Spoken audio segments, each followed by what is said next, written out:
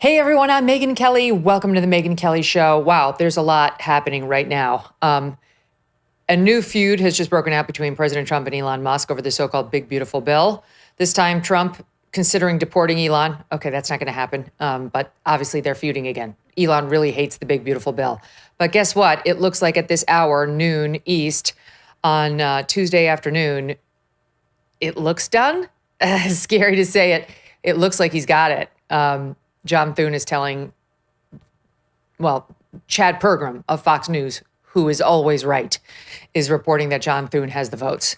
You recall Rand Paul's not going to vote for it. Tom Tillis is not going to vote for it, and he's going to retire. And that means the Republicans can lose one more and still get this through, because that would bring them, if they lost 3, down to 50. J.D. Vance would cast the tying vote for 51, which is all you need on what's called reconciliation, which is what they use to get through budget bills. It's much more than a budget bill. It's Trump's entire agenda. It either goes through or it doesn't go through. And so they could afford to lose only one more Republican senator. They were looking at, of course, Collins and Murkowski, Maine and Alaska. They spent all night last night trying to persuade Murkowski to come over as a yes, giving her special little grants for Alaska. But then the Senate parliamentarian struck them down, saying that you can't stuff this stuff in here. It's not straight. It's not part of a budget bill, and I can't approve it as part of this bill if it's not part of a budget. And so she keeps doing that to them. And then Murkowski seemed to be out, and they've spent the morning trying to get her back in, and it looks like they have her back in. Look, the guys from National Review are going to be here in a minute, and we're going to get to all of that. This is very, very big deal if this gets through today, and we'll go there. But as we wait for actual news from Capitol Hill, we're going to start with legal news. All right. We are watching first all of the developments in the trial of Sean Diddy Combs. The jury is deliberating right now. They have been for the past 3 hours. Today, they sent a 5th note to the judge. They started deliberating yesterday at 11:30, and they left at 5. Plus, they had lunch. They haven't really been in there that often or that long, and they've already sent 5 notes to the judge. We're going to break down what it may signal from this jury. But we begin today with a stunning development in the criminal quadruple murder case against Bryan Kohberger, the man accused of killing 4 college students in Idaho. Late yesterday evening, prosecutors sent a letter to the family members of the victims telling them Kohberger has accepted a plea deal. According to at least some of the families, they feel blindsided by this deal. Kohberger's murder trial was set to begin in August, but now it has all come to an abrupt, unexpected end. And I don't blame these families for feeling shocked and disappointed. They actually don't want this. They wanted the death penalty. They think the case is open and shut. They want to see cross-examinations and see the case tested and have what happened fully fleshed out in front of a jury in a way that you'll just never get now. You'll just never get. They didn't think they needed his plea to get to a guilty verdict, and they feel like they were not consulted. It is now likely that some of the major questions in this case, like why he did this, will never be fully known. According to the letter sent to the families, Kohberger will be sentenced to 4 consecutive life sentences on the murder counts, life without the possibility of parole. So he will never see the light of day. But the family of Kaylee Gonsalves, they had been pressing prosecutors to pursue the death penalty. They had actually pushed to expand the state's capital punishment rules to allow executions by firing squad. That is the kind of justice they wanted. From the very beginning, this was a case that captured the nation's attention in its brutality, its unique, indifference to human life. And this show has been following it from those early days. It is hard to describe just how heinous this crime was, but journalist Howard Bloom, who writes for Airmail, has tried. These are passages from an article he wrote in January 2023, just a few months after the murders that took place in the early morning hours of November 13th, 2022, in the college town of Moscow, Idaho. Bloom writing, quote, In the heavy quiet of the new Sunday morning, 4 young corpses, all students, all friends, were found hacked to death in their beds in a pale, clapboard house, little more than a stone's throw away from the heart of the university campus. There was so much blood, it had seeped through the wooden floors and run down the building's gray concrete foundation in jagged red rivulets. And when police arrived, Bloom continued, a cluster of young people, university students presumably, were milling outside the open front door, and yet they were exceptionally quiet. They were not merely subdued, they seemed stunned, as if drained by a deep and intense shock. When the 3 mystified officers approached the front door, someone in the crowd, it would later be shared, muttered a single plaintive word, dead. And Bloom wrote about this, about the officers who were first to arrive on the scene. Quote, Sergeant Shane Gunderson would confess to others he was unprepared for the strong smell of blood that rose up in his nostrils the moment he walked inside. The coroner, who had once been an emergency room nurse in an earlier stage of her life, would describe the scene in press interviews as chaos, lots of blood. Few others would even attempt to put into words what they saw. There are moments, cops will tell you, that are too profound, too unnerving to be experienced in the present. The victims that night were Madison Mogen, Kaylee Gonzalez, both 21 years old. They were inseparable, best friends since the 6th grade. They died together in the same bed. Also Xana Kernodle and Ethan Chapin, both 20 years old. They were girlfriend and boyfriend. According to a recent Dateline special, Ethan Chapin appeared to be the last of the 4 to be murdered. Sources close to the investigation telling NBC he was believed to be asleep in bed before his death and that Kohberger carved his lower legs with a blade. 2 roommates survived that night. The house had 6 roommates in all, 6 sleeping there. And they were expected to testify at trial. You remember they did not call the police until the next morning around noon, or they called friends who called the police, even though this had happened at 4 a.m. And there has been a lot of speculation about what they would testify to, whether they would be helpful, or whether they are just so far gone as a result of this whole thing that they wouldn't be of much use. There is no word yet on how they feel about this plea deal, but you can surmise, I'm just going to guess, they're both very relieved. According to that Dateline special, which was so explosive, it caused the defense to move for the trial to be delayed, saying they just too much of the prosecution's case has been aired and shared against the gag order, and it's stunning, and it's all terrible for Kohberger. By the way, the judge did not grant that, but the Dateline special had a lot. And according to it, Bryan Kohberger in November 2022, this is right around the time of the murder, had searched the internet for information about infamous serial killer Ted Bundy and made a number of searches for pornography with the keywords drugged, sleeping, and passed out. And then after the murders, he took this creepy selfie. Look at this. For the listening audience, it's him wearing a black hoodie sweatshirt. It's like identical to an infamous shot of Ted Bundy. He looks so creepy, and it comes on the heels of another one he took that morning, the morning after the murders, where he was in a white button-down shirt in front of a shower, looking as pasty and pale as a human being can be while still alive, and this bizarre smile into the camera, which seems to, with a thumbs up, almost to be telegraphing, I did it. He looks almost proud of himself. And now he says to us all, I did it. I did it. When first arrested, when dragged into court, he refused to say the words, not guilty. He refused to speak, which will have the judge enter a plea for you. And the judge said, okay, so it's not guilty. And assent was indicated, and that's what plea was entered. So he has been denying that he did it all along, as you know. And now, today, we learn he's prepared to walk into court tomorrow, Wednesday, which has also shocked the families because they don't all live right in this area. They need time to get there, to get plane tickets, to show up. We'll see if that gets extended. And say, I did it. I committed quadruple murder.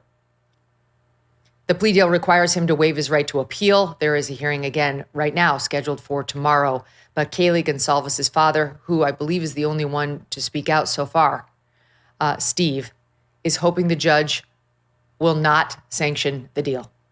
He's guilty. We all know he's guilty. There's more than enough evidence. But it's tough. It's tough to put a community through this. And it could be bad for reputations and business identities, and there's fallout. But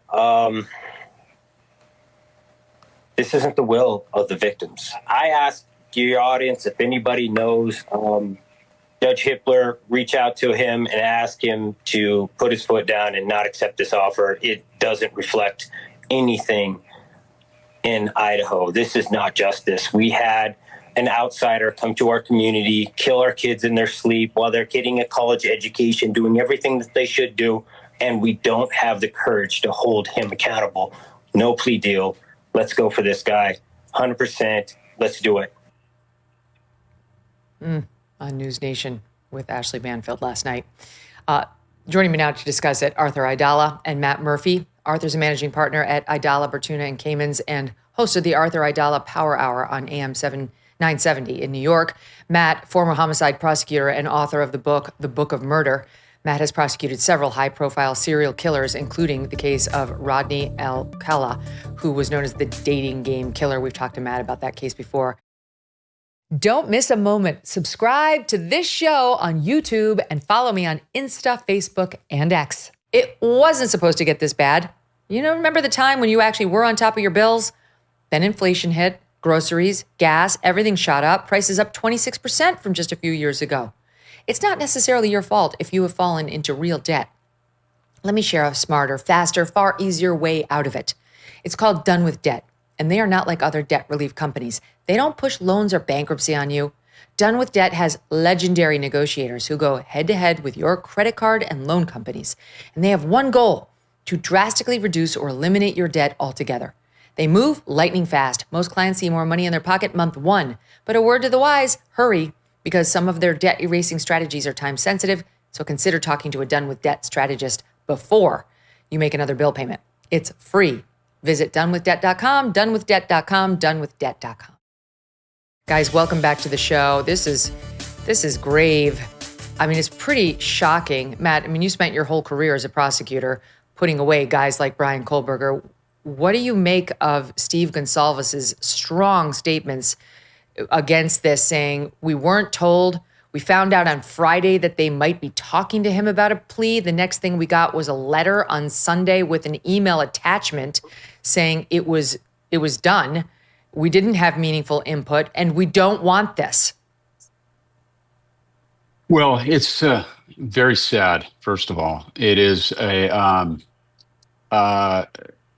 this should never happen, frankly, Megyn. You should never have such a disconnect with the family. Whether or not you do a plea or not is a separate issue than the family being informed and being afforded an opportunity to come to court and express their views.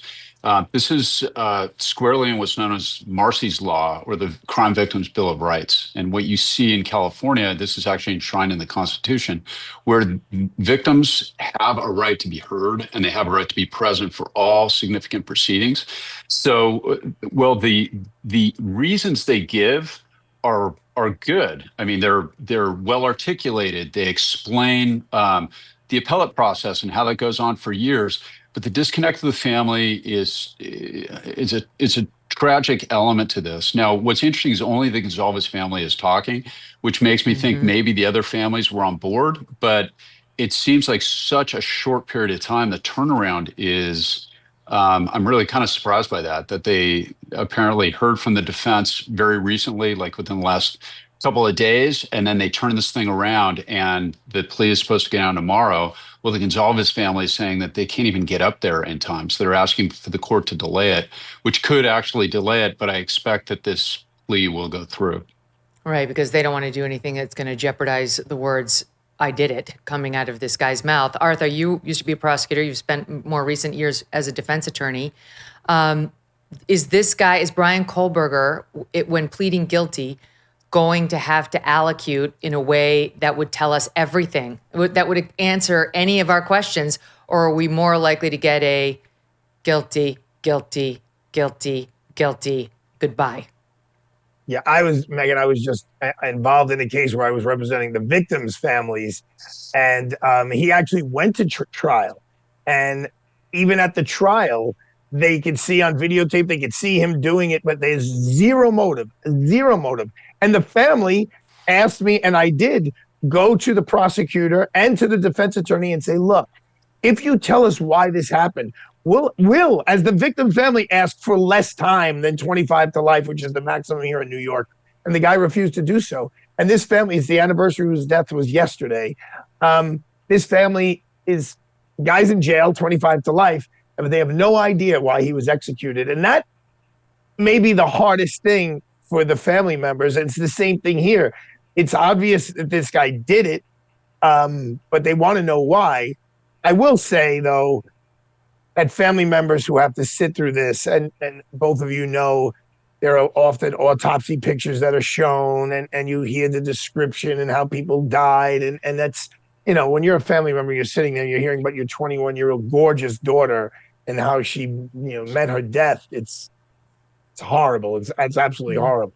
Mm-hmm. So he's not going to have to go through it bit by bit, Matt. No, we're not going to. He'll just do the on this date at this time where you're at this location. Yes. And did you cause the death by this person? Yes. And did you cause the death by using a knife? Yes, I did. And did you intend to cause the death at that time? Yes. That's it. But let me ask you this, because Matt, you've dealt with these serial killers before, and I mean, I think it's fair to say that was the road this guy was on. I mean, he committed 4 in one night and was obsessed with Ted Bundy. I absolutely think so. Yeah. I mean, this is all the hallmarks. And he's sorry, Megyn. I don't want to step on No, you. I was just going to say that these guys, these serial killers, they do like to talk. I mean, historically, they want to be celebrated. I'm sure this is another problem the family will have, whatever attention he's likely to get for the rest of his life. But on the upside, he might actually explain why he did what he did at some point. Well, there's a narcissism to these guys that is off the charts. You know, I mean, this is truly that's the psychopathic personality. It's almost a spectrum where we all like narcissism, or the narcissist is a buzzword these days on social media. But the psychopath is the extreme version of that. The problem is, Art is exactly right here. It's called a factual basis. When you do a plea, you know, it's literally on this time with unlawful intent, I entered the home and caused the death of. It's very, very sterilized. And part of the power of these guys that you so often see is he's going to get off, I think, on the pain that he's caused those families. And you see that over and over again with serial killers like this. And I think that if I had to bet, Megyn, I would bet he never says a word, because he knows that it's still inflicting some degree of suffering to the families of these poor kids, them not knowing. And again, Art is absolutely right. A lot of times the families, they just want to know the answer why. But in a case like this, I don't think any answer that Kohberger could even give would be satisfactory to anybody. He did it probably because he wanted to do it. And it's one of the great questions in criminal law, like what makes these guys tick? What makes serial killers want to slaughter innocent people? You know, and I'm with Art. I also do some victim representation in California. It's called Marcy's Law. And I've shared that experience with him. Like Art's exactly right. Families want that answer, but with a guy like Kohberger, they're probably just never going to get it outside of a trial, which I don't think we're going to see. But you know what's interesting? Regarding the narcissistic part of it, he really won't be a household name the way like Casey Anthony is. And because correct me if I'm wrong, Megyn, but I believe we were going to cover his trial because it was going to be televised, right? For like weeks. Yep. So when those cases get televised, Jodi Arias and Casey comes to mind. Obviously, OJ is the biggest one of all time. You know, he would have been much more of a known guy than kind of going off quietly with a quick plea and it will be over. So it does fly in the face of it. Like if he really wanted, if this was what he wanted to do, would become this famous dude. Going through the trial is a sick thing to say, but it's a really good way to get your name out there, and that now has gone by the wayside. There's Yeah, something I'm interesting sorry. on this front. I'll tell you, Howard Bloom, who's been doing great work reporting on this from the beginning, sent me a note this morning saying he's hearing that a large part of the reason Kohberger cut this deal was to protect his parents. His father would have been called to testify about what was said during that cross-country trip they took together. You remember after the murders, the dad flew out there on, I think it was December 4th. The murders were November 22nd, overnight into the 23rd. And the dad traveled cross-country from Washington State back home to the Poconos in Pennsylvania with him.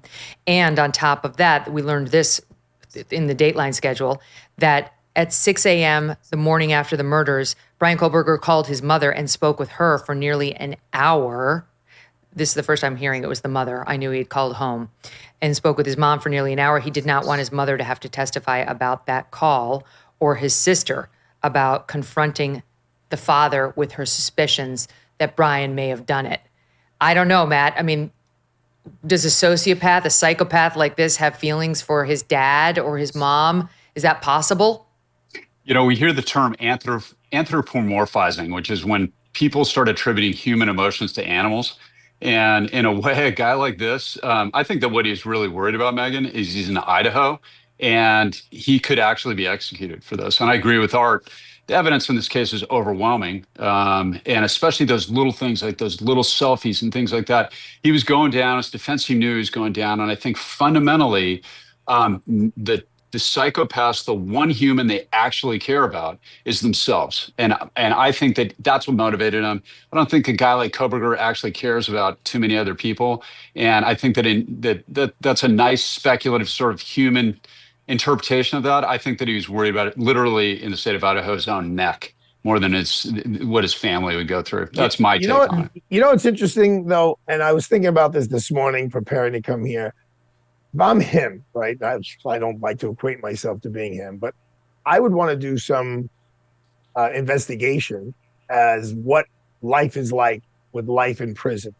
If it is like with the federal guys, like the World Trade Center bombers and stuff, where you're just in a cage, basically 23 hours a day, and every third day you get to go out, but the rest of the time you're in this little cage. And yeah, maybe you get a radio and you get a book.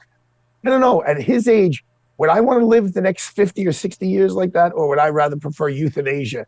It'll take 10 years before they actually put a needle in his arm or shoot him or whatever they're going to do out there. But, you know, living in a cage is for 50 or 60 years. That's rough. I mean, I speak to criminal defendants, right? No, it's not right. Exactly. I mean, I don't know. I would like to figure out, I would like to see if I'm him.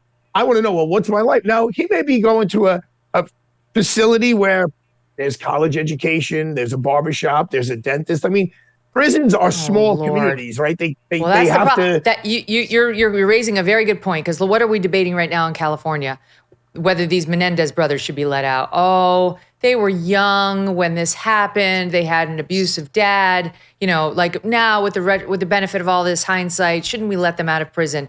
And you know that when there's no death penalty, the odds of us getting in 20 years, Matt, oh, you know, he was young, he had autism spectrum disorder, as if that makes people murder for innocent victims, because they're already playing that card on the defense team. You know, he had some disorders where he saw visual snow. Really, there should be some sort of a mercy afforded his way. That as long as he's still breathing, that's still out there as a possibility. Well, you're absolutely right. And you and I have talked about the Menendez brothers before, and that's exactly what we saw there. They received life without possibility of parole, and that turned out not to be life without possibility of parole, right? So you're absolutely right, Megyn. And online on this, there are a lot of conspiracy theorists that the prosecution even noted in their justification letter that they submitted publicly. That was so weird. That was very weird. It really is. That's the nightmare for the family. But again, you know, the appellate process, and Art touched on this, the appellate process in especially going through the Ninth Circuit, which is where my 8 death penalty cases are now kind of rumbling through. You never really have any finality for the family, but there is a cathartic aspect, Megyn, that a lot of people don't understand. Unless you're in the situation of having a loved one that's been murdered, it's very difficult to really understand their need for justice and need for answers. And for a lot of family members, having the community come in and say, we understand that there's a long appellate process, but your loved one was so valuable. And you, Mr. Defendant, are so terrible that you deserve to die for what you did, whether you're ever executed or not being a separate question.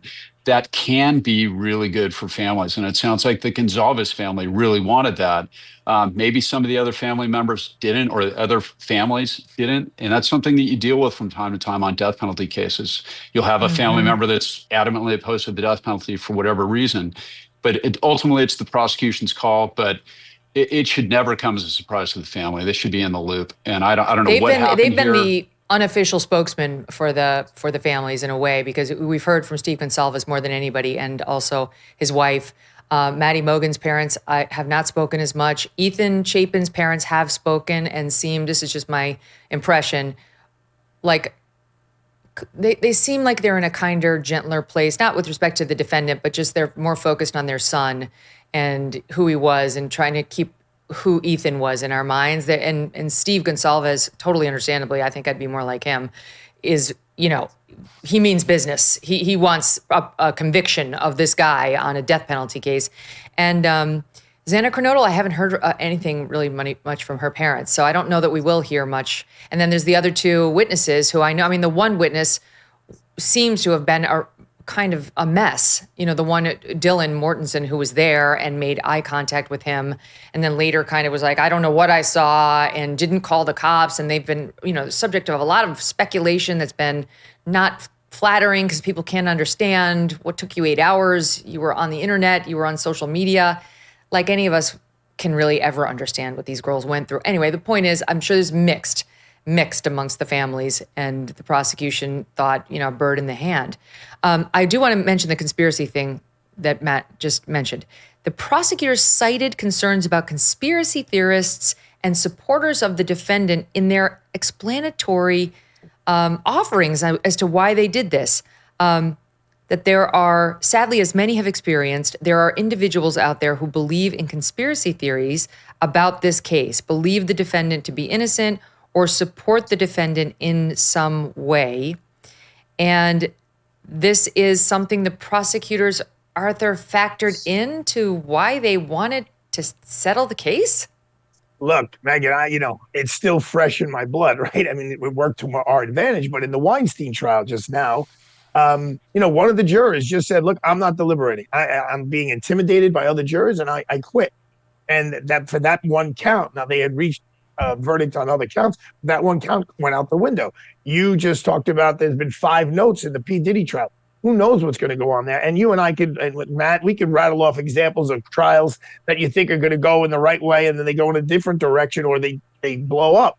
The prosecutors in the Luigi case here in New York are probably wondering that. I mean, this guy got more birthday presents and money, and I mean, he executed a man in cold blood in the back, and people are supporting him.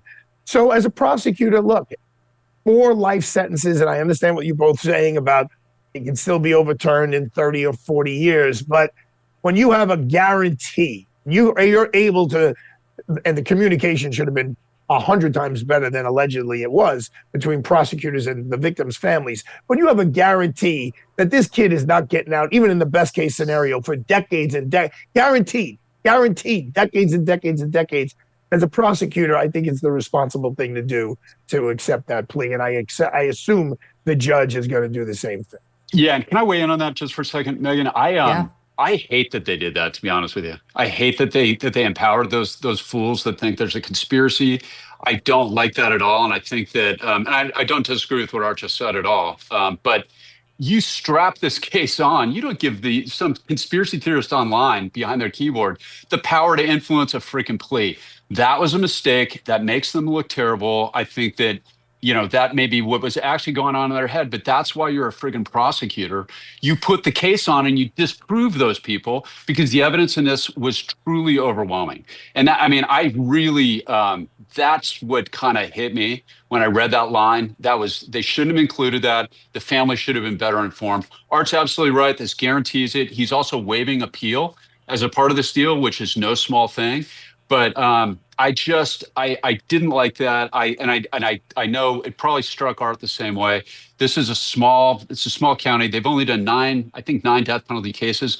There's 8 or 9 people on death row in all of Idaho, which means it speaks to a lack of experience on this type of case. And I was really, I've been rooting for the prosecution this entire time.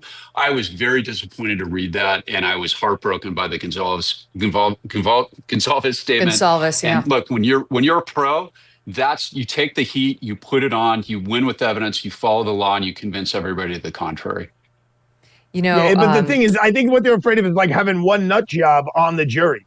All you need is one, right? And that sneaks on, and federal court, there's basically no jury selection. So it looks like, the first note in that case, and I know we're going to go there in a second, was like, there's someone in here who can't comprehend we'll get to Diddy in a second. I know, but let me just say, Brian Enton of News Nation, who broke this news, he broke this news yesterday, and he's been covering this from the beginning, sent out the following. He said, my personal feeling is from the beginning, Idaho has not wanted to deal with this case, to your point, Matt. He says, from University of Idaho taking ownership of the house and tearing it down, also over some of the family's objections, including Gonzalez, to the initial judge passing the case on. He bounced it over to this other judge. To the gag order, which was very controversial amongst the families. How can they not speak about their loved ones being murdered? And constant annoyance with any attention the case gets. And, he seems to be saying that just your point, Matt, yes, they really didn't want to do this. They're not used to doing this. It's not like your big jurisdiction in Los Angeles and Orange County, I think it was, right? It's a smaller town. They haven't done a lot of this. They may have felt uncomfortable.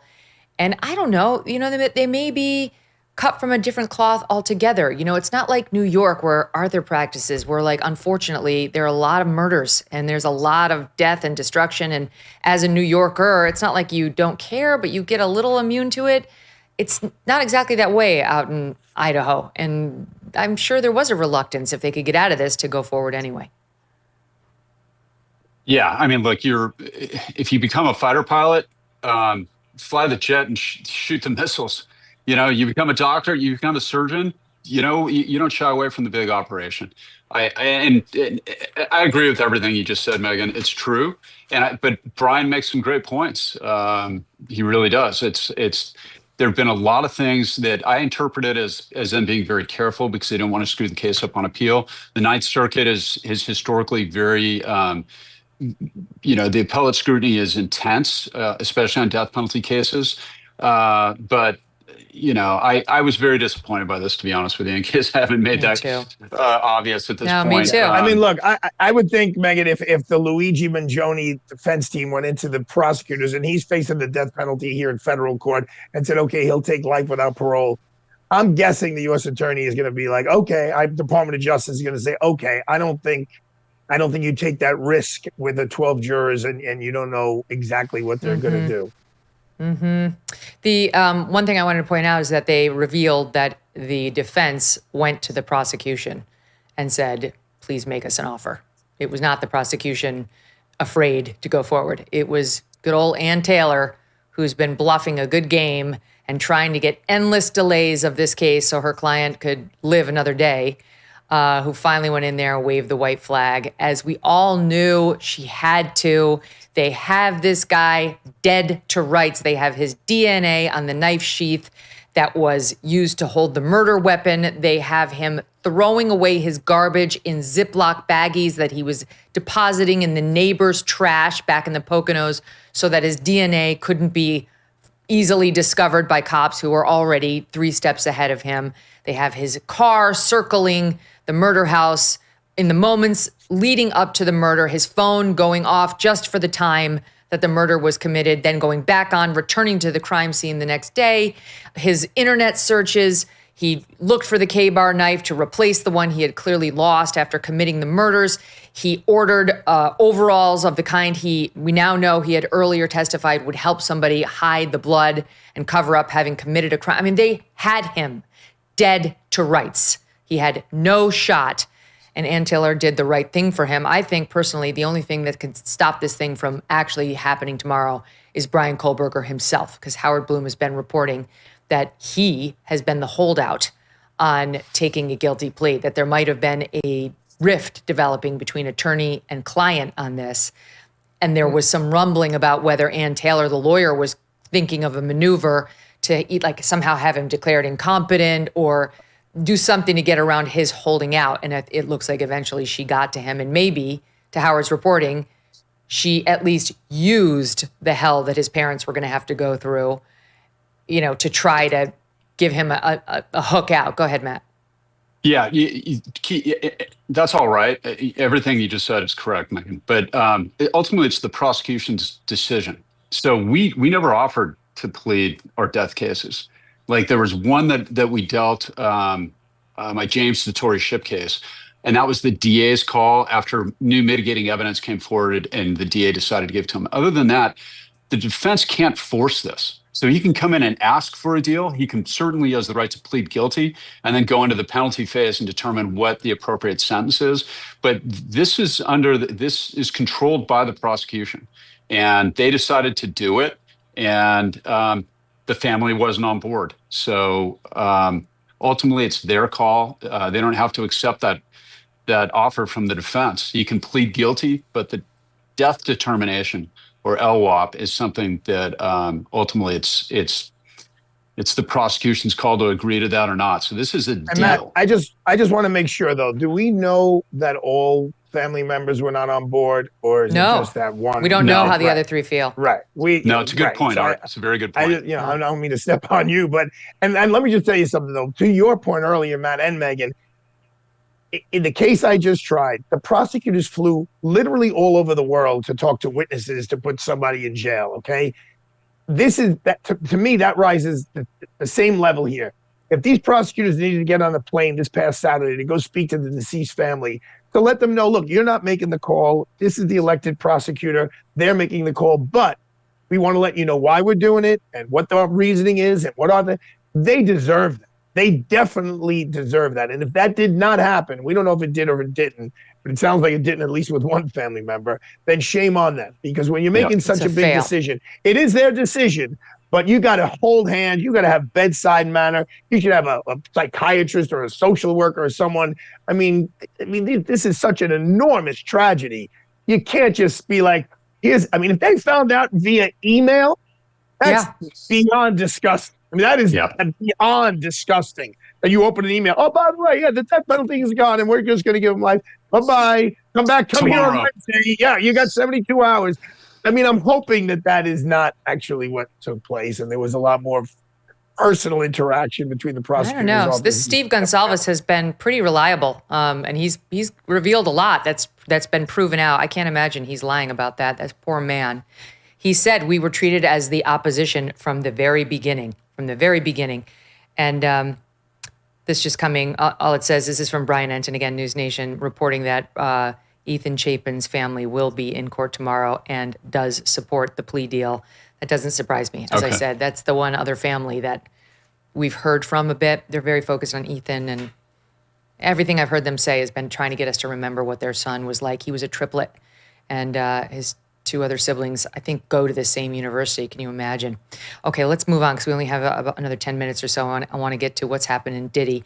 They've been in there. I mean, we have almost more questions than we have jurors now, or numbers of deliberation of hours. 5 questions. They're very interesting. What the hell's going on with juror 25? Just as point of clarification, the jurors have their numbers from voir dire, so it's not that they have 25 jurors, but like they have their numbers. It doesn't mean there's 25 jurors. There are 12 jurors, 8 men, 4 women. And this guy's one of them. And the note out to the judge yesterday was, we have a juror, number 25, quoting here, who we are concerned cannot follow your honor's instructions. After conferring with the lawyers, the judge sent back in a note saying, do it. do it anyway. Like saying, I reviewed your note. I remind every juror of their duty to deliberate and their obligation to follow my instruction in the law. With that instruction in mind, please continue deliberating. And they did. What does that mean? This guy, veterinarian, 51, Hispanic, PhDs in macroeconomics and something else, molecular biology, I think, has a domestic partner who's male and who is a graphic designer, lives in New York, goes to the opera, watches nature documentaries, may or may not be climate change, they said.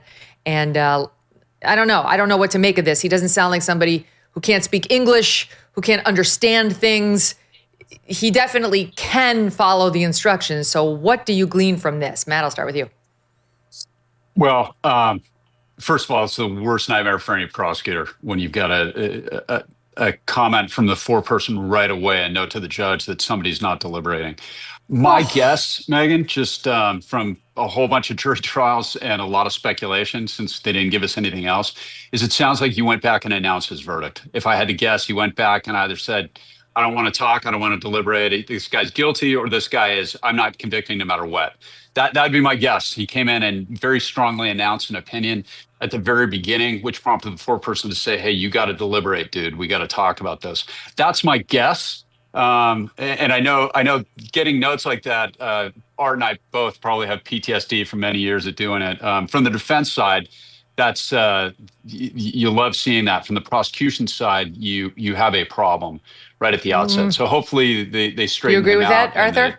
They'll deliberate. Well, in federal court, unlike in many state courts, in federal Which is where court, they it's are. not as right. It is not as big of a problem as it is in the state court because the judge has the power. I did all this research yesterday.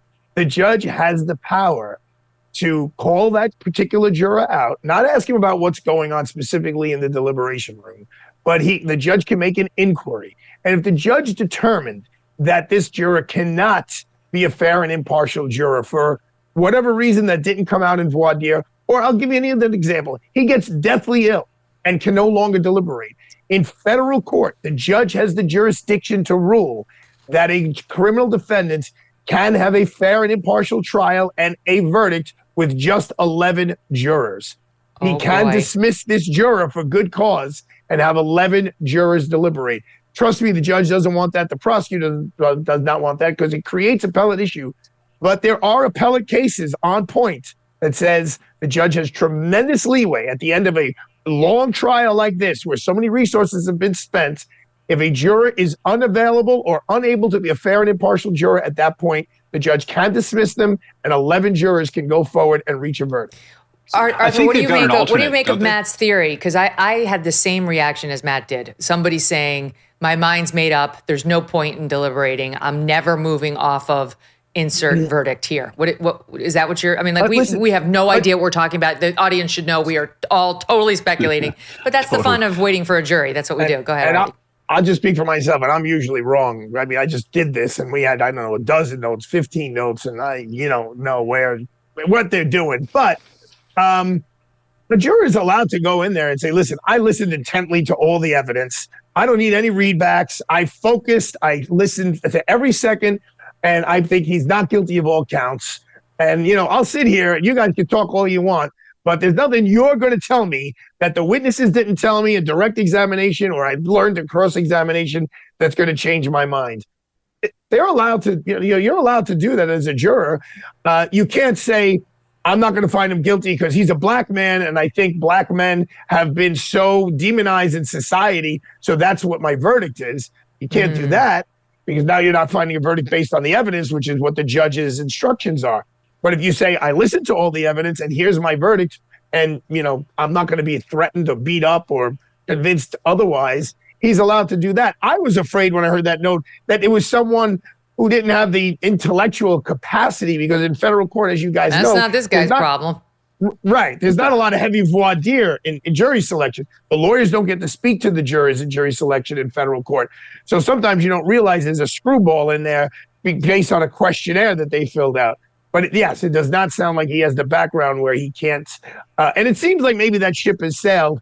I mean, it's almost, it's the next day and they haven't sent back any notes like this guy's a big That's problem. right. Now they're deliberating. But now they sent out a question asking if, I don't have the exact wording in front of me, but basically asking if a person has drugs and gives them to another person because the other person asked for them, is that possession with intent to distribute, which is what he's charged with, is one of the many predicate acts for the RICO count. It's not a separate charge.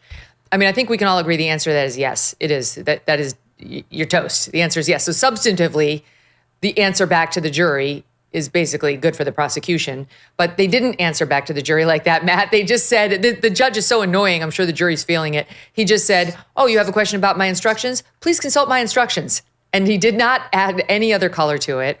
And then the most interesting note, that to me at least suggests, because if you look at the verdict form, I don't know how they're going after this. If you look at the jury instructions, they talk about the predicate acts, and they may just be going through the jury instructions. If you look at the verdict form, it starts with RICO, guilty or not guilty. And only if they check guilty do they go on to have to consider each one of the predicate acts, including in possession with intent to distribute. So if they're just going off the verdict form, then that might tell us that they're on a guilty for racketeering. But if they're going off the jury instructions, then they might just be kicking around all the predicate acts before they get to guilty or not guilty on RICO.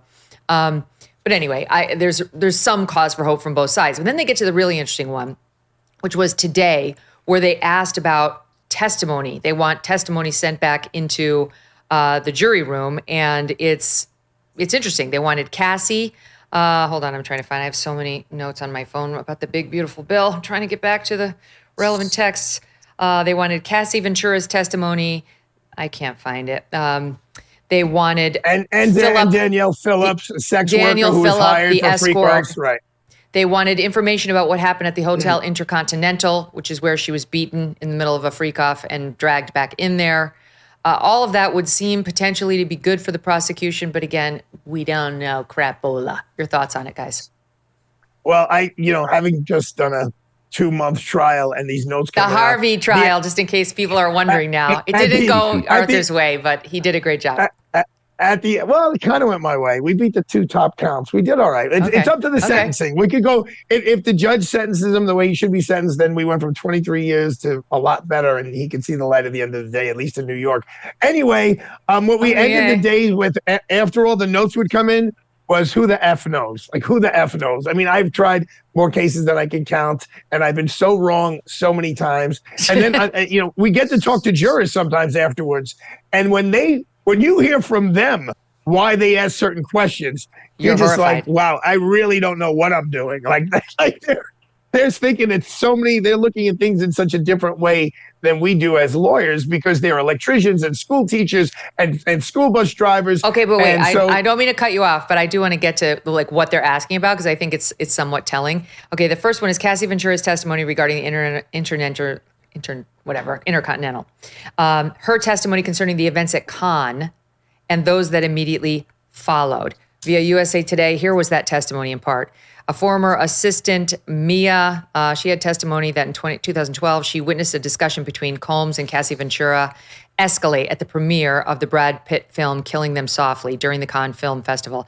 Claims she saw Combs grit his teeth while digging his nails into Ventura's arm, eventually insisted that Ventura leave, which she did. At the festival, Ventura testified she got into an argument with Combs. He accused her of taking drugs from him. He kicked her off the boat they were staying on. She testified she returned to the U.S. on a commercial flight, trading seats with another passenger because she didn't want to sit next to him, but he switched too, ended up next to her. At that point, he pulled up the freak-off video on his computer, which she thought he deleted, played them on his laptop while others were around. She worried he was going to embarrass her and release them. I felt trapped. How do you get out of this situation? Ventura testified. When they landed in New York, they went to dinner. Combs told her he wanted to have a freak-off, so they did. That was that one. Her testimony regarding freak-offs with Daniel Phillip. And Daniel Phillip was this escort who said Ventura asked him, forgive me, audience, to urinate on her. She was the one who asked me to do it. She asked me if I'd done it before. She told me to do it. I was doing it wrong because they both told me that. Also said he witnessed Combs become violent with Ventura, leading him to experience erectile dysfunction for the first time. Said, my thoughts were, this is a man with unlimited power. Even if I went to the police, I might still lose my life. He testified he heard Combs slapping Ventura behind closed doors and her screaming, I'm sorry, before she ran out nude to Phillip and jumped in his lap. He said he asked her why she stayed with him despite the real danger of doing so. None of this is great. This is not great for Sean Combs, guys. Your thoughts? No, you don't want to hear that. I mean, you're the defense attorney and you hear this in the courtroom and you hear some of these readbacks, it's not fun. And your instinct is you want to jump up and you want to say something, you want to object, you want to counter argue, and you're not allowed to do anything except just sit there. So it's not a good time. It's not a Yeah, it good also time. sounds, Megyn, like they're working through the sex trafficking. And what's interesting legally on that is, remember, sex trafficking is both a predicate for the RICO charge and also a substantive charge in its own right, but that requires force, fraud, or coercion. So those are pretty broad terms, and it seems to me that goes right to that issue. Are we talking about force? What is she afraid of? What's he making her do? So, I think the encouraging thing for the prosecution in this is it appears like they're taking their task really seriously and that they're methodically going through the evidence, which is always something that you want to see after a long case like this. They want to hear the part about him threatening her with the freak off video, the part about the escort hearing Diddy hit her behind closed doors, and how scary he was. I mean, I'd be worried right now if I were the defense, but again, huge that's caveat. coercion. That goes to the coercion Matt was just talking about. Yep. So there you go. We just don't know. But we'll be going live on our YouTube feed as soon as we have a verdict, and hopefully Arthur and Matt will be with us. Guys, thank you. We'll be right back with Rich Lowry and Charlie Cooke. Let's be honest. America can still be a dangerous place, and you cannot afford to wait for help when you need it. Sure, you could use a firearm, but in today's America, defending yourself with deadly force could have legal consequences. According to FBI data, 99.9% of all altercations do not require lethal force. And that's exactly why so many are turning to Byrna. Byrna is proudly American, hand-assembled in Fort Wayne, Indiana. These less lethal self-defense launchers are trusted by hundreds of government agencies, law enforcement departments, and private security companies. Over 600,000 Byrna pistols have been sold, most to private citizens who refuse to be victims. Byrna launchers fire rock-hard kinetic rounds and powerful tear gas and pepper projectiles capable of stopping a threat from up to 60 feet away. No background checks, no waiting periods, and Byrna can ship straight to your door. Take responsibility. Protect your future. Visit Byrna.com right now or your local Sportsman Warehouse. That's BYRNA.com or your local Sportsman Warehouse. Visit now and be prepared to defend. Big news. The big, beautiful bill has passed in the Senate. That is a huge deal. That's music to the ears of President Trump. 3 Republican senators voted no. Tom Tillis of North Carolina, soon to be retired. Rand Paul of Kentucky, no surprise there. And Susan Collins of Maine. Okay, Murkowski got on board at the end, and Vice President J.D. Vance cast the tie-breaking vote. The bill will now head back to the House, where Speaker Johnson is expected to attempt to pass it by the self-imposed July 4th deadline. You remember he was on this show last Wednesday saying they really wanted to deliver that to President Trump by Independence Day so he could sign it on July 4th. That may or may not happen because the Senate changed it a fair amount, and the House, there are some more House moderates who may need to be assuaged, so they might not be able to move quickly, but this thing's going to pass. President Trump is going to get this. I don't know that he gets it by Friday, but he should be heaving a sigh of relief today. Instead, he's having some fun touring Alligator Alcatraz, which is a thing now. Maybe you've heard of it. It's a new migrant detention center in the Everglades, because of course it is. Joining me now to react to all of this and more, Rich Lowry, editor of National Review, and Charles C.W. Cooke, senior editor and host of the Charles C.W. Cooke podcast. Go become an NR Plus member, or you too could be headed to Alligator Alcatraz. They have powers you don't even want to know about. Guys, welcome back. Hi there. It's so perfect, right, for the Trump presidency? Of course, we now have an Alligator Alcatraz. Why didn't we think to write that into the script? More on that in a second. Let's start with the big news, Rich. It passed. They got it through the Senate. It's not done, but it's all but done. I mean, do you disagree? It's getting done. Yeah, it'll get done. I'm with you. I don't know whether it'll get done by Friday. It's a bit of an artificial deadline, but whether it's Friday or a couple weeks from now, much more rapid timetable than I would have expected. I thought they would have gone through this agonizing for months and we'd be, the day before Thanksgiving or whatever. So this is happening sooner, but also the way it's happening, not surprising. A lot of people not particularly enthused by this. They know it needs to pass. They know it'd be a debacle if they didn't extend these tax cuts and let them expire and be arguably the largest tax increase in American history. Murkowski, who was the final vote, they got over the finish line there, says she's not happy with it. She hopes there'll be changes. But exactly the same thing will happen in the House, whether it's exactly this version or it's a version they change some more and send back over to the Senate. There'll be, 3 or 4 holdouts. It'll be on the floor. No one will quite know, whether they're going to get it. And Trump will get on the phone with a couple of these members, tell them to jump off the cliff. They will jump off the cliff. Afterwards, they'll say, well, I wasn't happy with everything. But it'll get done. Legislatively, this is basically all that's getting done. But it was an absolute necessity. Would have been a debacle if it failed, and it's succeeding. And just to reiterate, the Trump tax cuts were for everyone. The lowest earning taxpayer all the way up to the highest earning taxpayer. The left wants to say this is all about the rich people, fat cat tax cuts. And yes, rich people got tax cuts too. But if you paid taxes under Trump's tax cuts, you got them. You got your taxes cut.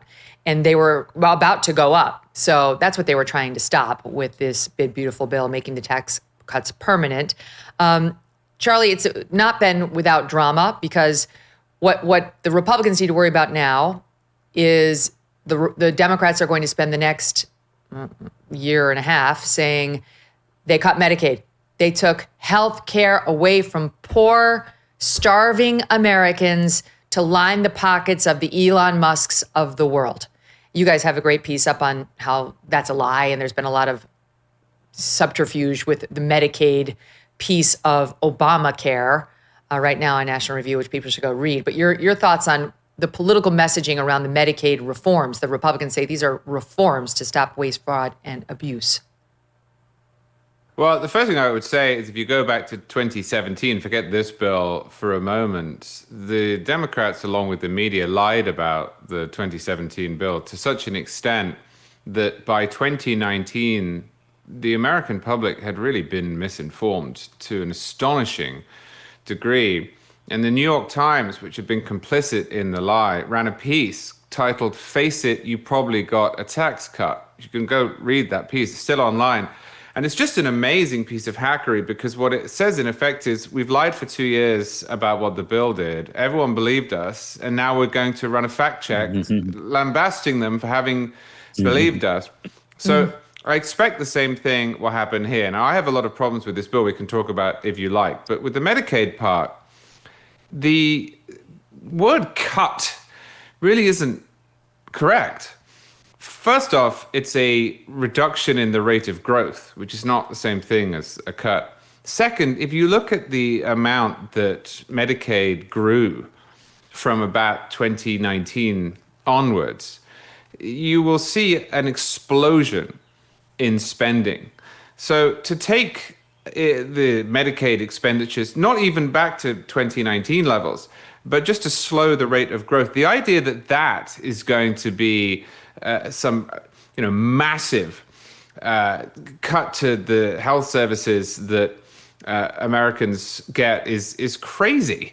Not to mention that a lot of the reforms that are being looked at here have to do with people who shouldn't be on Medicaid in the first place. And so the people who suffer the most when you fill the roles of Medicaid with those who don't need Medicaid are the people who do need Medicaid. In fact, some of the changes that have been proposed here were endorsed by that right-wing fire breather Barack Obama 10 years ago. So this is demagoguery. The second side of it, as you mentioned, which is that to pay for the tax cuts for billionaires is also not true. The 2017 tax cuts did obviously cut taxes for rich people, but rich people pay all the taxes, so that seems fair. They also cut taxes for everyone else. What has changed about this bill compared to the 2017 baseline is that Social Security recipients and people who make tips will be paying less in taxes. I don't like either of those provisions, but it's ridiculous to suggest that they benefit billionaires. So we've seen what they did in 2017. They're going to do it again. I think Republicans just have to hold their noses and push this through for the good of the Treasury. We're just getting a sound of Trump in reacting to the passage in the Senate of his big, beautiful bill. Do we have a cut, you guys? It's actually cut, or we're just getting it in? Yeah, here it is. Oh, thank you. Wow. Thank He's you. at Alligator Alcatraz. I'm waiting, listening to these wonderful words, and they are music to my ears, but I was also wondering how we're doing, because I know this is prime time. It shows that I care about you because I'm here and I probably should be there, but we do care. Thank you very much. Okay, so he's got many important things to do. One thing that's different between this version, Charlie, you may not be aware, and the one that was passed in 2017 is they've added back in the SALT deduction. I don't know if you'd heard about. Yeah, I'm only teasing because Charlie hates the SALT deduction, which helps people really in the tri-state area who have very high state taxes. And he's a Floridian and rightly feels he should not be subsidizing our terrible tax policies by allowing these write-offs, but some of them got put back in thanks to some House Republicans whose support they really needed. Was that your least favorite thing about the bill, Charlie, or what's your least favorite? Well, that is by far and away my least favorite thing about the bill, yes. I think it's really unfair as a matter of law, but I also think that it is poor conservative policy to pass a big subsidy for profligate blue states.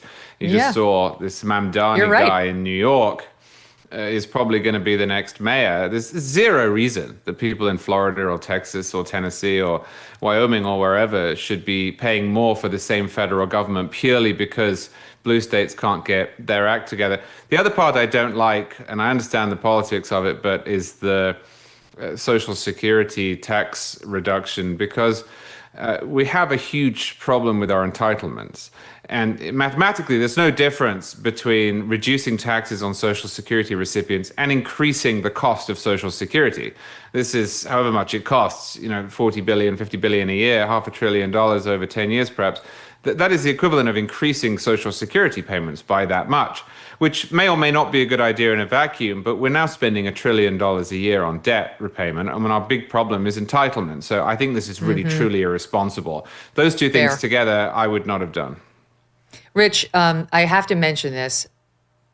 Dan Crenshaw tried to get a piece into the BBB defunding any money for trans medical procedures, whether it's for minors or for adults on the federal dollar. Like you can't use Medicaid or Medicare or state funds to fund these procedures. And I love that he tried to do that, and I tip my hat to him for trying. He tried hard. It got taken out of the reconciliation bill by the mean, awful Senate parliamentarian who gets to strike things from the bill that she doesn't think really are budget related. Okay, so that's what I have to say to her. But she took it out, and then he convinced the Republicans to put it back in and force the Democrats to object to it. It got taken out a half an hour before they voted on it. I think the parliamentarian was back and took it out again, or at least that's how it appears. But the reason I'm raising all of this is to give credit where it's due, because we wanted that in there and it was worth trying for. And also because Dan Crenshaw posted about his attempt to do this on X. And I was reading the thread. And this is just like, this is an AI story. Then someone named Pinch Billy, who goes by Pinch Billy, responded, I ain't reading that shit, because he wrote this long post about what he'd done. And then and then brought in Grok, which is X's AI. It's X's Chat GPT. And often if you're confused about a post on X, you just say, @Grok, what does this mean? And it'll answer you. So he said, @Grok, summarize this post as a pirate trying to run for Congress. Talk about how he lost his eye. I'm sorry, but I know, we love Dan Crenshaw, and we don't make fun of that, but I'm just saying this is this guy's version of his ask. He writes, Grok writes, "Aye, mateys, I be Captain Bill, a pirate running for Congress with a peg leg and a patch over me eye. I'm making him Irish. Lost me eye in a fierce cannon blast during a raid on a merchant ship. Aye, a badge o' me wild days. Now about that Len Glubber Crenshaw's post. He's pushing to ban taxpayer gold for transgender treatments, claiming it's a waste. Some say it's fair healthcare backed by sawbones like the AMA, saving lives and coin in the long run. Others cry foul, saying it's experimental and steals from other needs. The House passed a bill in May 2025 to cut Medicaid funding for it. Both sides got points, but I'm skeptical of any side claiming absolute truth. Vote for me and I'll seek the real treasure. Fairness. This is incredible. Like, what is happening? It actually did write a post explaining Yeah, it's the not Crenshaw bad, is it? amount. Yeah, AI is coming. Maybe not for your job, Megyn. You're irreplaceable. But Charlie and I, what we do for a living, right? AI's getting there. I don't know. Maybe it's already surpassed. But good for Dan Crenshaw. This is a wholly righteous effort. I mean, there are parliamentary rules about what you can get into these reconciliation bills. But just what Charlie was saying about Medicaid and how it's not really a cut, it's just slightly reducing the heightened levels from Obama and Biden. There's just this ratchet effect that the left always uses: fiscal matters, cultural matters. They push on all fronts. They radically increase spending, and they're just like, why don't we just reduce the rate a little bit? It's like, how could you be cutting this federal important priority? Or they do trans surgeries and trans bathrooms and trans sports. And it's like, maybe guys shouldn't compete against girls. Why are you waging this culture war? You're Neanderthals, you're reactionaries, when they've actually radically advanced their ball. And we're just saying, let's bring it. We'd like to totally reverse it, but let's bring it back a little bit. And we're haters and reactionaries. So you guys, I mentioned this, Rich, have a great piece on NR today. You should go become an NR Plus member. It was written by Michael Cannon, and it was posted this morning at 6:30. This is how I spent my morning. And it's talking about how Medicaid works since Obamacare. And it's really calling out Tom Tillis, who's like trying to cloak himself in glory. Like, I held the line against Medicaid reforms that are going to hurt people. And it calls that out as utter nonsense, talking about how states like North Carolina have engaged in a scam against the federal taxpayer on Medicaid for a long time, since Obamacare. And he talks about how it's a joint program, Medicaid, not to bore the audience to tears, but basically the state and the feds cooperate on these Medicaid programs. And the feds invariably pay far more than the states do. But in North Carolina, he points out that what happened was, I'm trying to get to the actual numbers here, he said, for every $1 a state puts towards Medicaid, Congress matches it with something between $1 and $9.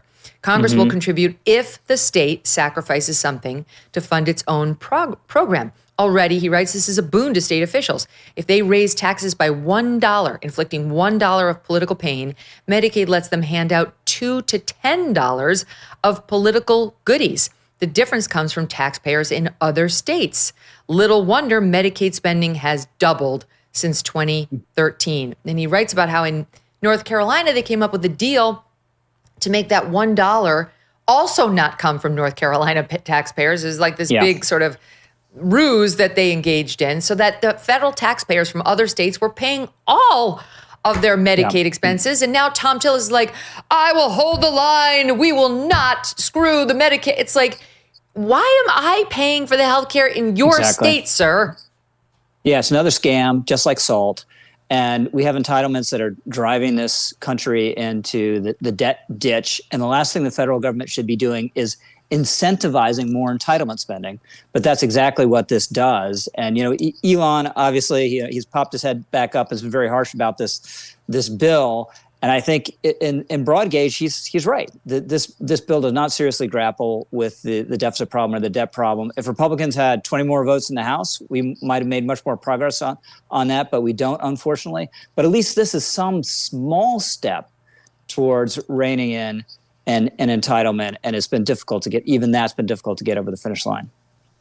I'll get to the Elon thing in 1 second, but I will say that the reason Tom Tillis is now retiring, and the reason everyone came along except for Susan Collins, the Rand Paul thing wasn't a surprise to anybody, is the following. I'll give you Harry Enton on CNN earlier.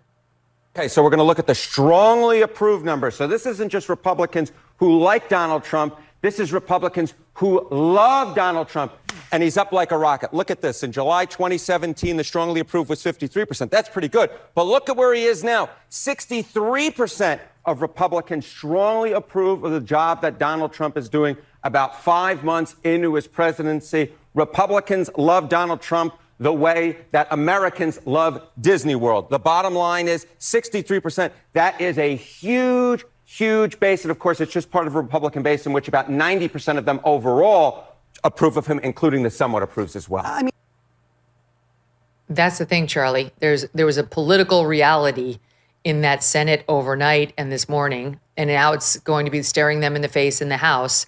that if Trump turns on you, his sway with Republican voters, which of course is what's key, is just too great to meaningfully combat. Yeah, that's true. I'm not sure that's a particularly good way to run a constitutional republic, though, given that the issues here are about the federal budget, not whether we like Donald Trump. And I actually think Tom Tillis is completely wrong on the Medicaid issue like you do, but there has to be some room between I like the president and I want to evaluate independently what Congress and the president want to do with legislation. So I think as a general rule, the way that we have begun to turn the president into the Pope is a bad thing. But yeah, Trump has a lot of sway, and if he turns on a given member, then that member usually caves. Tillis hasn't, so he's retiring. Thomas Massie in the House hasn't caved either. He's not retiring, but he is being primaried. So I guess we'll see what happens when somebody... The early indications are not great for him. The early indications are... No, that's true. I'd be interested with that one, though. The Trump-backed candidate looks good. Yeah, although 52% of people said they were undecided, so I wonder which way they'll break. House districts are also a little bit different than entire states. It's probably easier in some respects to hang on as a House member in an unusual part of the country than it is if you're being elected statewide. Let me just interrupt you and get you to a related point that you've been making that I'd love for our audience to hear, and that is, you're what you're saying here is, okay, yes, Trump is very powerful within the Republican Party, but we do have a constitutional system and people need to live by it. And you've been making a similar point in response to some of these Supreme Court rulings that I know we both like, and I agree with you. Like we talked last week about the ruling on Friday on how these national injunctions that district court after district court, issues have been struck down basically by the Supreme Court, saying these are inappropriate. A federal district court judge does not have this power over the executive. And left alone, without more, that really does empower the executive branch. And we may feel fine about that, some of us, while President Trump is in there, but he won't be in there forever. You could, God forbid, get a Kamala Harris in there, who's super newly empowered too by that ruling. And your point is, maybe now would be a great time for Congress, since GOP controls both branches of it and the White House, to enact a law that reduces the overall power of the president, consistent with the way the founders envisioned this country working. Yeah, I mean, I think there's a paradox, or what looks like a paradox here, because I think the court largely got the decision you referenced right. I also think there are some cases pending about presidential power that ought to be decided in the president's favor, Humphrey's executive, for example. The problem is, if the court does that, but it doesn't also restore power to Congress, or more reasonably, in the interim, Congress doesn't take power back that it has, then what you've ended up with is a system in which the president's all powerful. If you look through a lot of our laws, this has been true since the New Deal, but it's got worse and worse and worse in the last 30 years. They have lines in them that say things like the secretary shall, or in the judgment of the secretary, or in the opinion of the president. That's not really lawmaking. Sometimes that's necessary, but that's not lawmaking. Congress should be filling in those judgments and those opinions, but it isn't. And so my worry with this decision last week is that if the lower courts aren't going to get involved and issue nationwide injunctions, which I think are problematic, and the president's going to make up the law, as we have seen sometimes with Trump, but we saw really week in, week out with Joe Biden, then you end up with a situation in which the president can say, for example, he's going to try and spend $500 billion on student loans that he's not allowed to do. A Congress that doesn't step in and fix that, and a court system that is slow, and that case works its way up to the Supreme Court, and in the meantime, maybe the president spent, $200 billion without Congress. So Congress really does have to get its act together. And I know that this sounds like a partisan point, because the Democrats say this when there's a Republican president, and the Republicans say this when there's a Democratic president. But if we wanted to, Congress could get together, both parties, and just take away a lot of presidential power that it has willingly deferred. It should do that, but it hasn't done that. So I just hope that decision, which I think was right legally, doesn't end up with yet more presidential authority that can't be checked by the other branches. It's not going to happen under President Trump. I think we can all agree. Like maybe if you had a John McCain in there and a Democrat-controlled Congress, something like that would be possible. But we're on a freight train toward more and more presidential power. And maybe, hopefully, that'll cause us to be really careful in selecting the next guy or gal. Okay, going forward. Elon still hates the BBB. He's not shy about it. He's been saying a lot, like, if this thing passes, I'm forming the Save America Party, I think it is, the America something party, the very next day, and also threatening to primary anyone who votes for it, which means every Republican, Rich. I mean, speaking of Rich, he is, but that's a lot of money to primary every single Republican. Hold on, I'm going to set it up for you. Yeah. And now Trump gets asked about some of the antagonism by Elon and says this at the White House this morning before he went down to Florida. I don't know. I think we'll have to take a look. We might have to put Doge on Elon. You know what Doge is? Doge is the monster that might have to go back and eat Elon. Wouldn't that be terrible? He gets a lot of subsidies, Peter. But Elon's very upset that the EV mandate is going to be terminated. And you know what? When you look at it, not everybody wants an electric car. I don't want an electric car. I want to have maybe gasoline, maybe electric, maybe a hybrid, maybe someday a hydrogen. If you have a hydrogen car, it has one problem. It blows up, you know?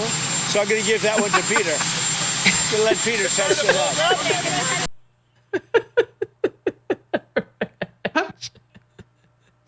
Okay. Even Charlie's laughing at that one. He's funny. He's funny. He's the funniest president we've ever had. It's just true. I don't know why people who don't like him can't admit this. He's hilarious. So Rich. Maybe, of course, maybe we're deporting Elon. Asked about deporting Elon. He's going to say, "Court, yeah, we're looking at it, right?" We're kicking it around. Says about everything. He's not going to deport Elon. And look, Elon is a genius. He's just not a genius at politics. And there are a lot of reasons for having a man crush on Donald Trump the way he professed to have, to be very enthusiastic about electing him last year, to be jumping on stage and bearing his midriff, all that.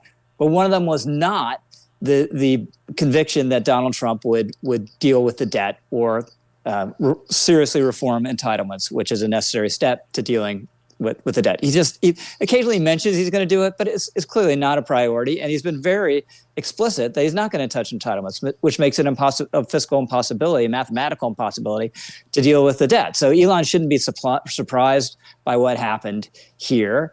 And maybe he's going to form a party, but the idea that they're just a bunch of people on the sidelines who are really into entitlement reform and deficit reduction, they're going to go out and primary all these guys and put the fear of God in them is never going to happen. No. He does not have anything like the political clout that Donald Trump does. And going back to the Harry Enton point about how popular Trump is among Republicans, there have been other Republican presidents who are popular among Republicans, although there might be a unique bond here. But what's different is if you're a Tom Tillis and you cross some conventional Republican president in the past, that president might be PO'd at you, might in private let it be known that he's upset with you. He might put his political consultants to work to defeat you in a primary in a year or two.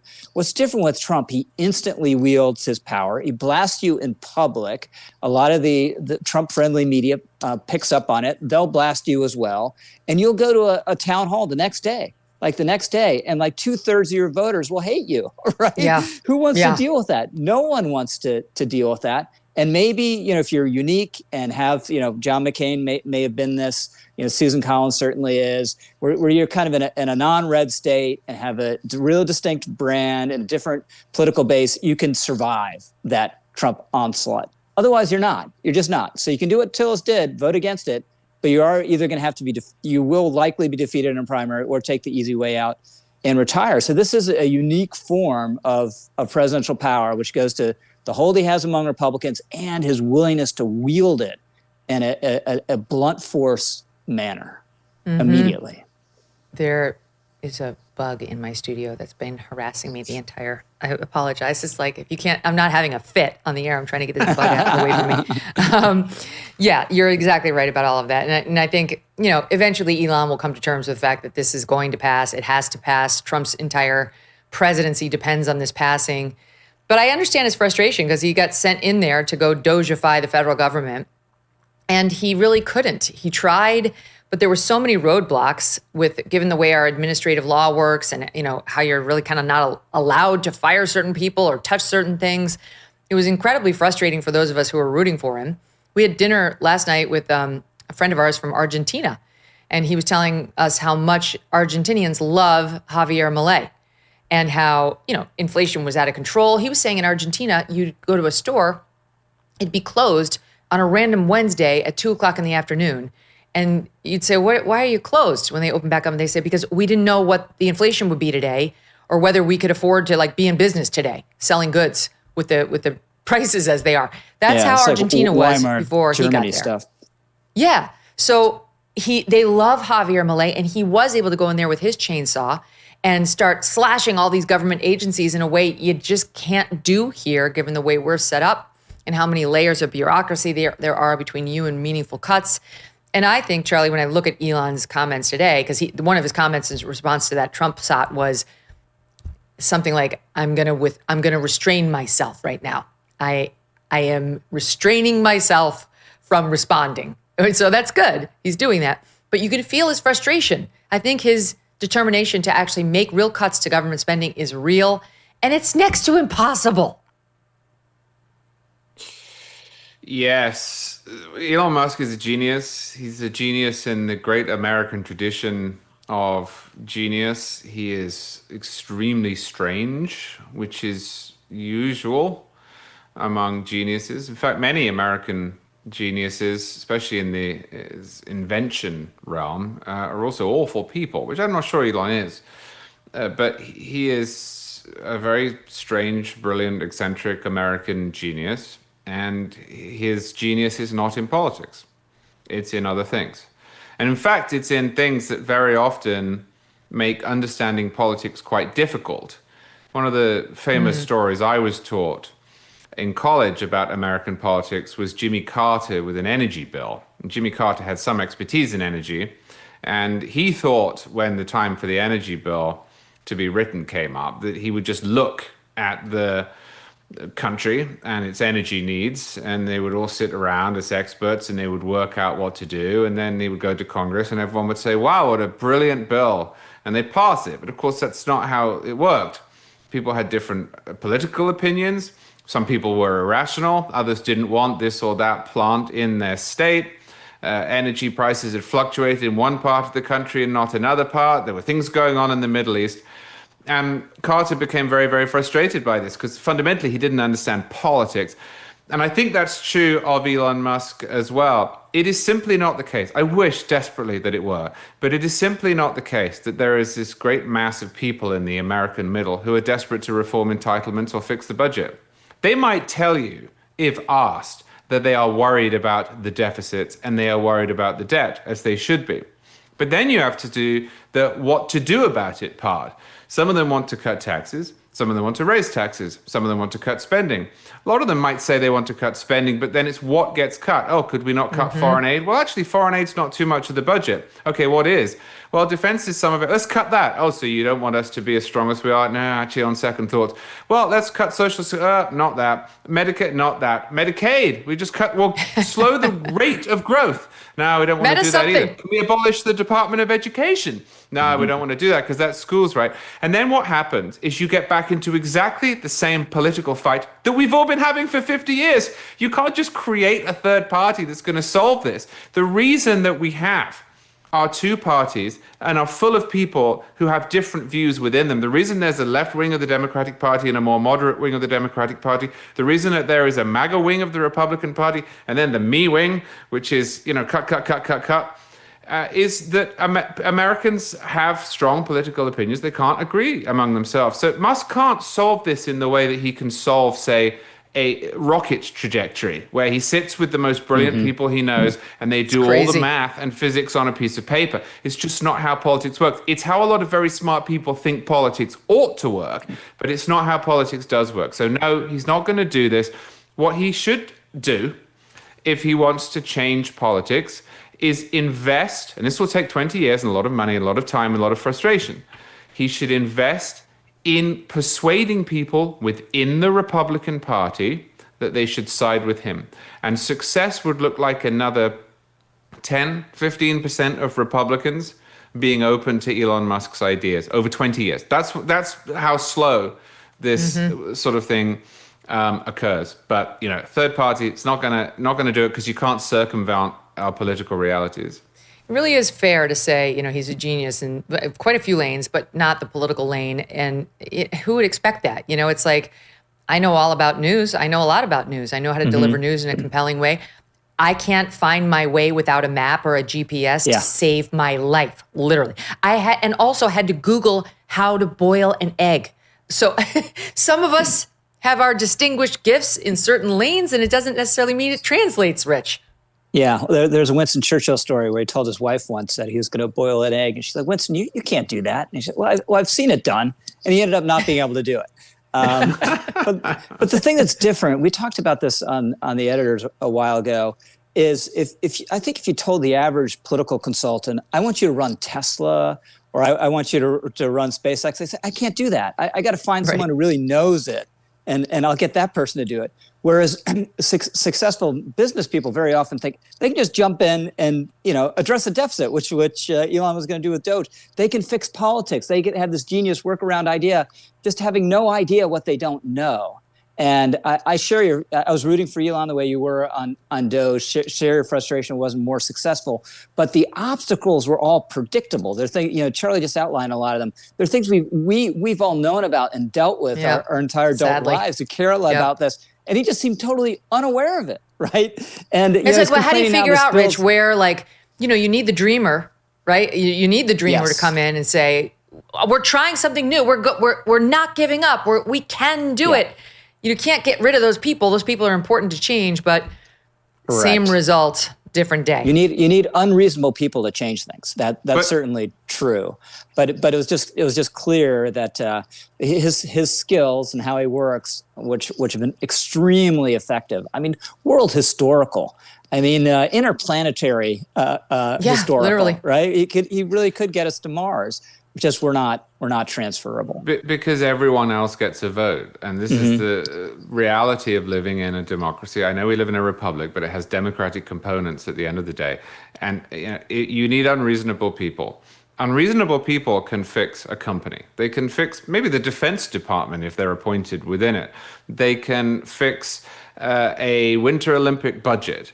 But when it comes to the elementary budgetary questions of the federal government, the rest of the country gets a vote. And that's the bit that Elon never seemed to understand. All right. Is that I got to take a quick break. It's not going to happen. But I got to ask you quickly, Charlie. You're a Supreme Court watcher, and you read the opinions. Did you see the piece in Ketanji Brown Jackson's dissent where she had the phrase, "as if they're Martians from another planet"? You know what happened there in my I don't know if you agree with me on this. She wrote alien from another planet, right? And then one of her clerks said to her, that's offensive because of the way aliens used it in immigration. And then she changed it to Martian. And so it didn't make any sense because Martians aren't from other planets, they're from Mars. I'm sure that's what happened. You're very generous. So instead, the clerk made her look like an idiot as opposed to somebody who's offensive. Okay, that was the wrong choice. All right, stand by, guys, because we've got to do Alligator Alcatraz, and we'll do that right next. Tax Network USA is ready to proudly celebrate our nation's birthday, 249 years, honoring freedom, resilience, and financial independence. To mark the occasion, they are offering 10% off all services through July 4th. If you are dealing with back taxes or you missed the April 15th deadline, don't wait. The IRS is rapidly stepping up enforcement. Penalties can add up and quickly, up to 5% a month, maxing out at 25% of your total tax bill, just not for filing. That's on top of what you already owe. But there is some good news here. Tax Network USA can still help you turn things around. Whether you are self-employed, run a business, or your books are a complete mess, their team knows how to cut through the chaos and find solutions that work. Your consultation is always free, and getting ahead of the problem now could help you avoid harsh penalties, wage garnishments, or surprise bank levies. Call 800-958-1000 or just visit tnusa.com/Megyn. 10% off all services through July 4th as part of their celebration of our nation's birthday. Regain control of your finances with expert help from Tax Network USA. You know how much my family and I love our dogs. Yes, even Strudwick. I cannot imagine life without them. They have a great life, but some dogs are not so lucky. And that's why I'm so glad to tell you about Delta Rescue, the largest no-kill, care-for-life animal sanctuary in the world. They have rescued thousands of dogs, plus cats and horses too. They provide all the animals with shelter and safety, and most of all, love. And they've been doing it for more than 45 years now. Delta Rescue relies solely on contributions, and giving can bring tax benefits too. Speak to your estate planner about how you can grow your estate while helping animals in need, and check out the estate planning tab on their website to learn more.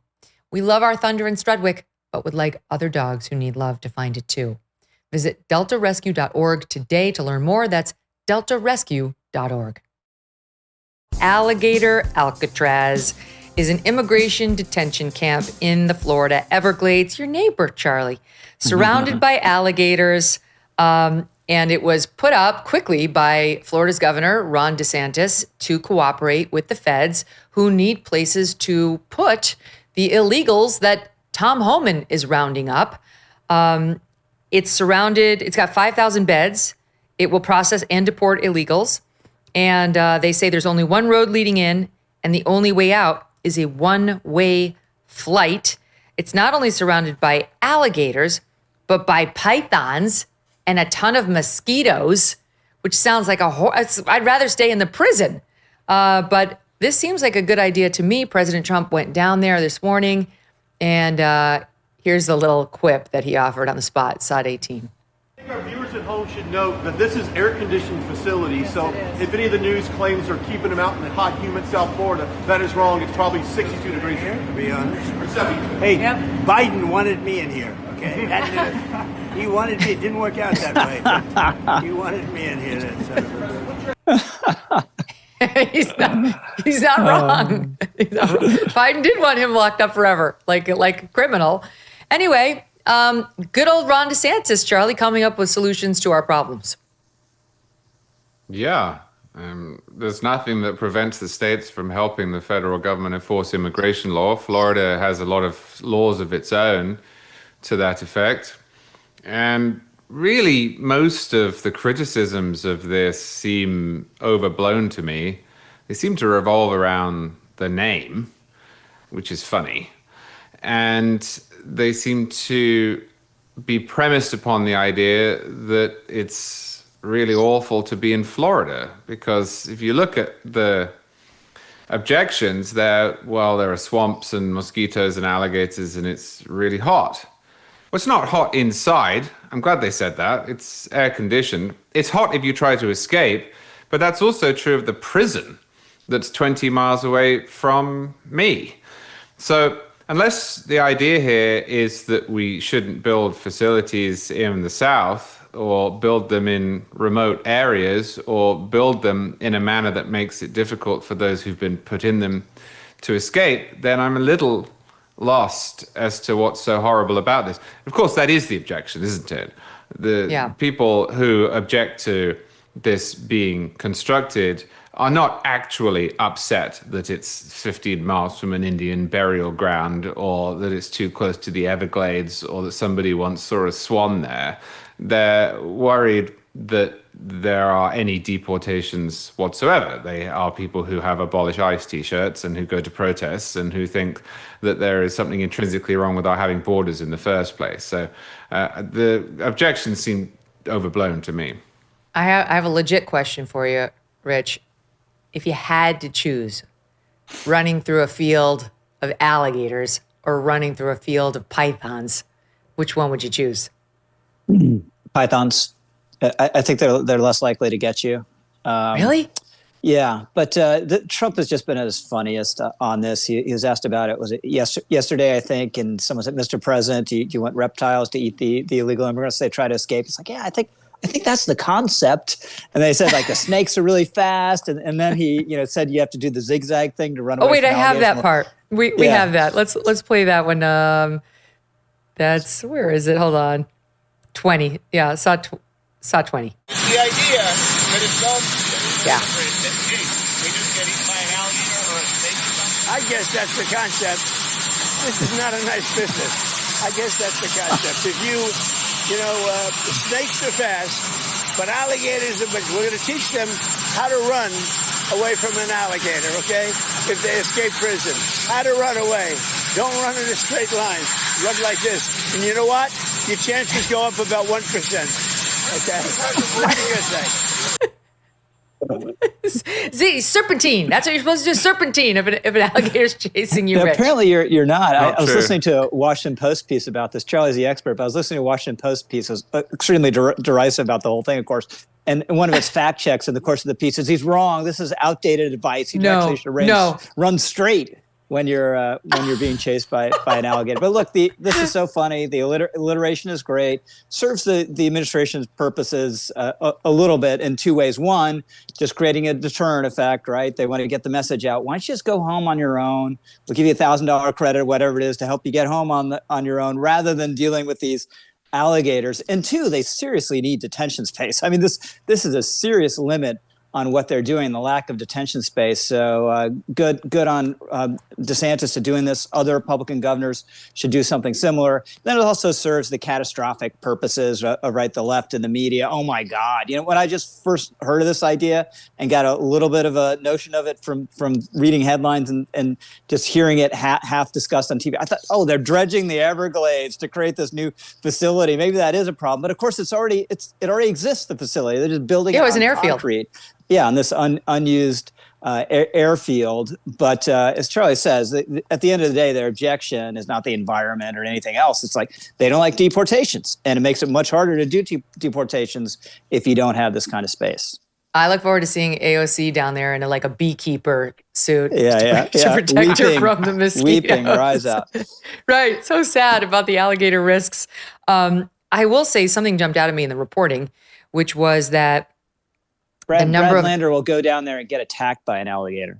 Yeah, just to prove we'll make a whole point. series out of it. Yeah. That we've had a record high number of detentions, totaling, this is per the AP, more than 56,000 as of June. That's the most since 2019. That's depressing. We've only gotten rid of 56,000, Charlie. And that's under Trump and Homan. I mean, we're on pace to get, 100,000 this year, maybe? Maybe, if we're lucky, 500,000 in the Trump presidency? Out of the, 10, 12, 20 even possibly illegals who came in just under Biden. Never mind those that were here before. It's like, I'm all for Alligator, Alcatraz, and all that. It's just, these are teaspoons in the ocean. They are. And it is depressing. But I would add a couple of caveats. The first thing is there are not many people coming in. And that's a huge achievement. The border is secure in a way that it never was under Biden. Second, it is quite difficult in a free country like the United States. It is much freer than pretty much everywhere else to stage mass deportations because we have a lot of constitutional rights. I'm not talking about the rights of people who are illegal, who can be deported with limited due process. I just mean as a general rule, we don't run everything we do past the government. And that makes it more difficult to get rid of the people who are here illegally. And the third thing is that the deterrent effect should, over time, especially if it is accompanied by changes to the law, for example, the implementation of E-Verify would be a good idea, encourage people who are here illegally to go home without us having to put them in, Alligator Alcatraz or put them on a plane that we're paying for.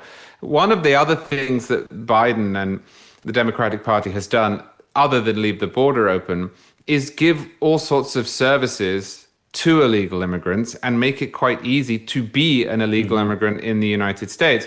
And the Republicans ought to prioritize reversing that. I'm not talking about being mean to people, but if you are here illegally, it should be more difficult than it is to get a job. It should be more difficult than it is to enroll your kids in school or to use social services. So those sorts of changes can do a lot of the work for the government without them having to physically put people on government planes. Yeah, it's just mind-boggling to me, Megyn, that 10 years now being such a harsh immigration hawk, Trump has not endorsed a robust E-Verify system that would be mandatory. It's because of the Chamber of Commerce Republicans.